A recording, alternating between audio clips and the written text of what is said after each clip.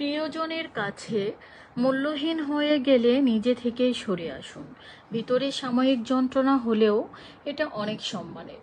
যদি বুঝতে পারেন কেউ হতাশায় ভুগছে, তাকে জ্ঞান বা উপদেশ দিতে যাবেন না। সে কি বলতে চায় সেটা শুনুন। এই সময় মানুষ উপদেশ শুনতে চায় না, সে চায় আগে তার ভিতরের কথাগুলো কেউ মন দিয়ে শুনুক। কাউকে অকারণে কষ্ট দেবেন না। এই মুহূর্তে আপনি যার সাথে ইচ্ছাকৃত অন্যায় করে নিজেকে জয়ী ভেবে বেশ ফুরফুরে মেজাজে আছেন, মনের আনন্দে ঘুরে বেড়াচ্ছেন, সে হয়তো প্রতিবাদ করবে না, কিন্তু তার নীরবতা, কষ্ট থেকে উঠে আসা দীর্ঘশ্বাস আপনার সঙ্গে বোঝাপড়াটা সঠিক সময়ে করে নেবে। অন্যের চোখে ভালো সাজার জন্য নিজের ভালো লাগাগুলো বিসর্জন দেবেন না। যে আপনাকে আপনার মতো করে গ্রহণ করতে পারে না, তার কাছে গ্রহণযোগ্য হওয়ার চেয়ে একা থাকাই ভালো। যা হাতছাড়া হয়ে গেছে তা নিয়ে কখনো আফসোস করবেন না। বয়স, শিক্ষা, পদ বা পদবীর দিক থেকে কেউ ছোট হলেও কাউকে ছোট করে দেখবেন না।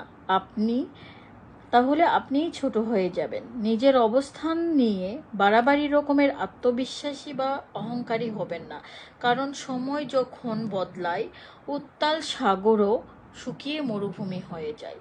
সমালোচনাকারীদের সঙ্গে যুদ্ধ করে নিজের সময় ও শক্তির অপচয় করবেন না। নিজেকে উন্নত করুন, তারা এমনিতেই চুপ হয়ে যাবে। গাধার সঙ্গে তর্ক করতে বা গাধাকে কিছু শেখাতে যাবেন না। গাধার পিঠে ধর্মগ্রন্থের বোঝা চাপালেও গাধা গাধাই থাকে। ভুল জায়গায় আত্মত্যাগ বা স্যাক্রিফাইস আর ভুল মানুষের সঙ্গে সমঝোতা বা কম্প্রোমাইজ আপনাকে না দেবে সুখ, না দেবে সফলতা। আপনাকে ডোবানোর ইচ্ছা নিয়ে কিছু লোক বসে আছে, যাদেরকে সাঁতারটা আপনিই শিখিয়েছিলেন। মানুষ সিংহের প্রশংসা করে, কিন্তু আসলে গাধাকেই পছন্দ করে। পরের ক্ষতি করার নেশা যদি কাউকে একবার পেয়ে বসে, নিজের অস্তিত্ব ধ্বংস না হওয়া পর্যন্ত তার হুঁশ ফেরে না।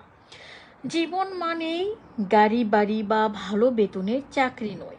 আপনি জানাশোনা অনেককেই পাবেন, যাদের জীবন সম্পর্কে জ্ঞান অসম্পূর্ণ, কিন্তু ঠিকই ভালো বেতনের চাকরি পেয়ে গেছে।